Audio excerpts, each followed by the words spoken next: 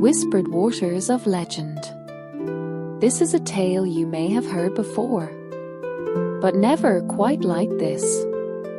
Tonight, we drift back through time, into a realm of mists and kings, of glistening swords and still waters, where magic and destiny flow as one. You're about to hear the legend of the Lady of the Lake, the ethereal guardian who gifted the sword Excalibur to King Arthur.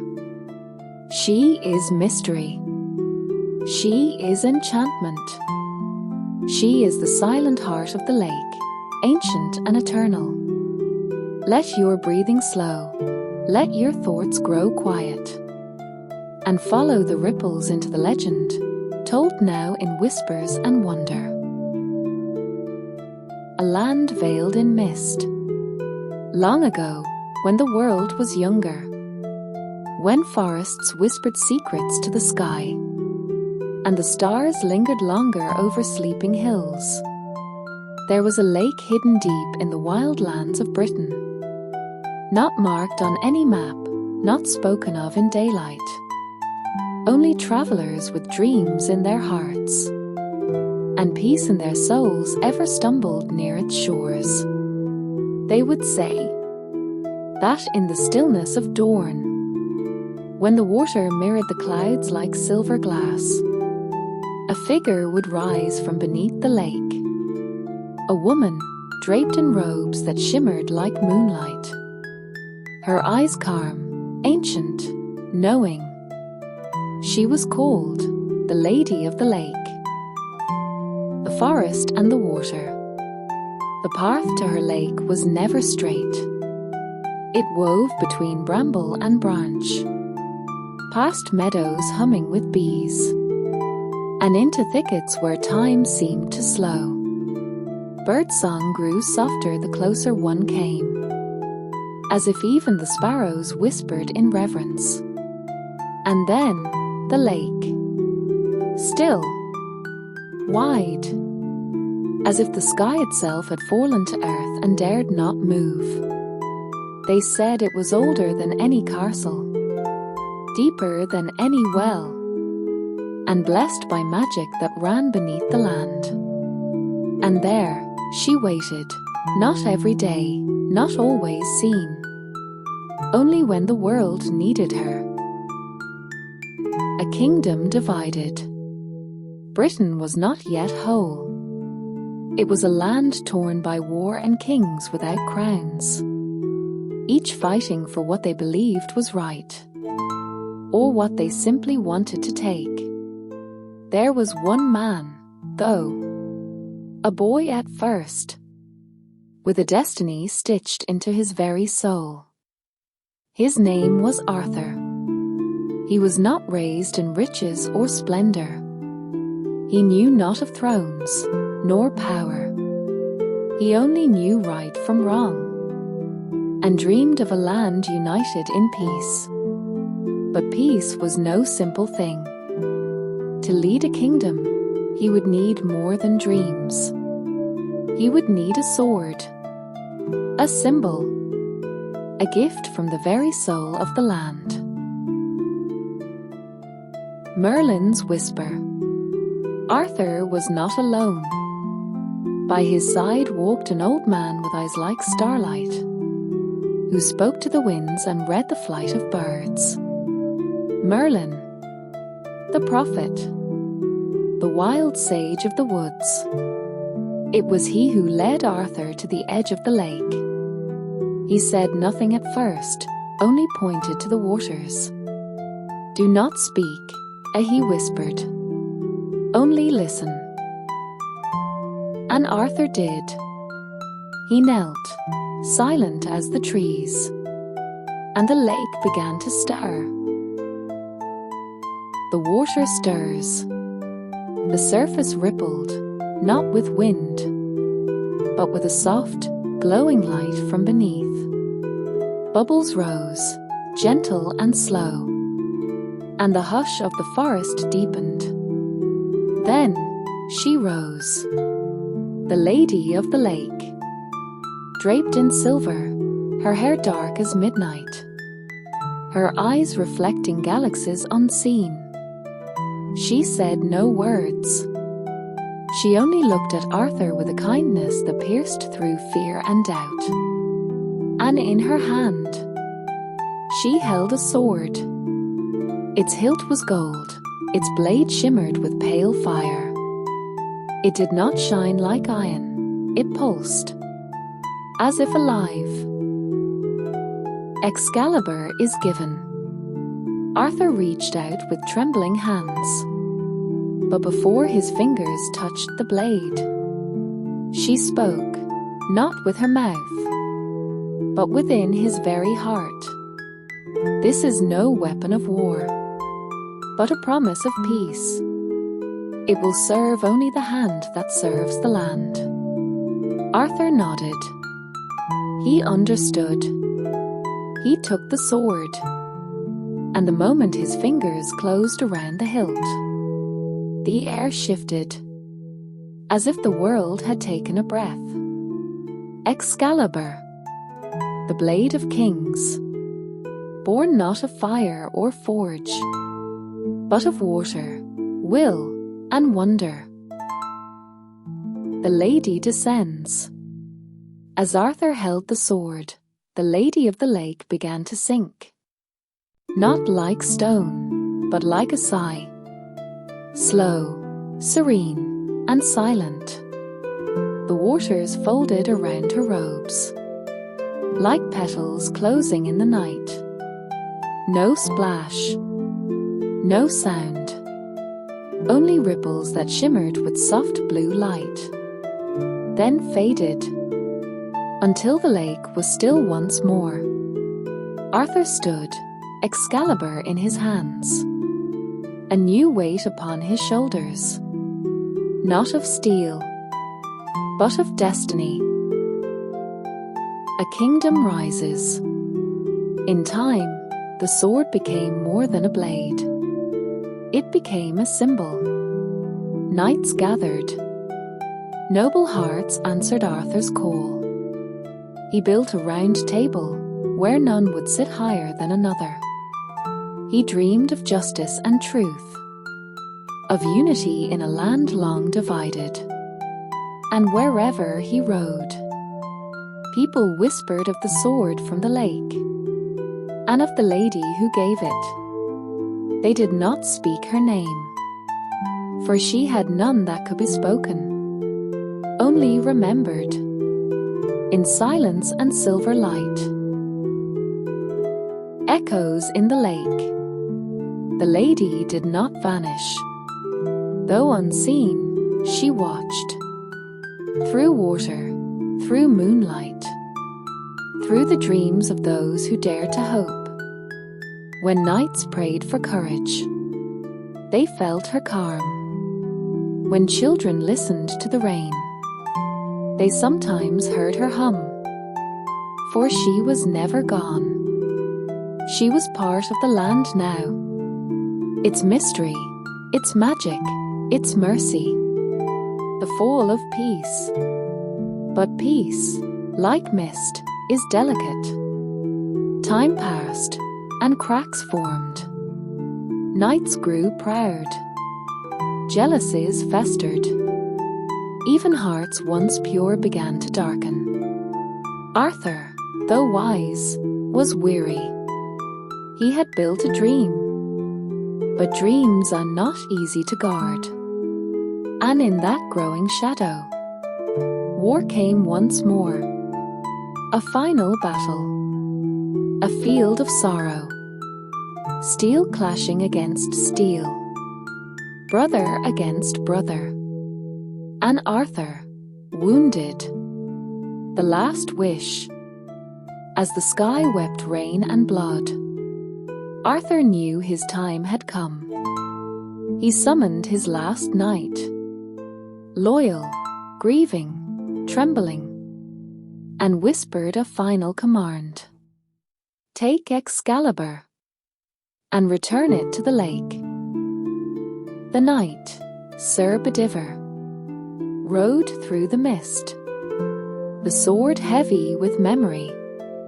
He reached the shore, where time seemed to pause, and through the blade, the hand from the deep, as the sword arced through the air, light danced along its edges.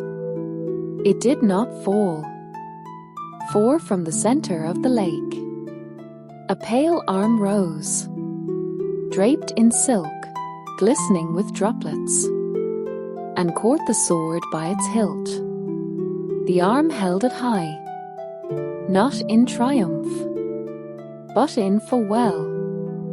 Then it slowly sank, drawing Excalibur beneath the surface, until all was still again. The boat in the fog. When Bedivere returned, he found Arthur lying upon a stone. But something had changed. The king no longer seemed of this world.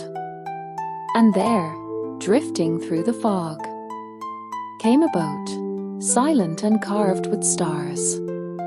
Within it, cloaked in veils of moonlight, stood women not quite mortal. Among them, the lady. Her gaze met Bedivere's, calm and sorrowful. She reached out her hand, and Arthur was lifted gently into the boat. To Avalon. The boat glided across the lake, its ripples glowing like stardust. Arthur's eyes closed. His wounds no longer bled. They say the boat sailed to Avalon, a land beyond maps, beyond time, a place where kings may sleep, and old wounds may mend. And with him went the lady, guardian of the blade, keeper of balance, watcher of tides. Whispers remain. To this day, the lake remains hidden, veiled by trees, by fog, by forgetting. But sometimes, on still nights when the stars are clear, those who walk alone may hear the sound of water stirring. Some say she waits still, beneath the surface. Some say she sings, a lullaby made of wind and wave. The sword beneath, Excalibur, rests in the depths, not rusting, not lost. It waits, not for war, but for worth. Only when the world cries out for peace, with a true and desperate heart, will the sword rise again, and with it, the lady. Eyes in the mist. There are those who claim to have seen her, not clearly, never clearly, but as a shimmer at dawn, a figure at the edge of sight. She appears to the broken-hearted, to those who seek answers in stillness, to dreamers. And when she is gone, they are never the same. They wake with calm, with courage, with quiet hope. Keeper of the balance.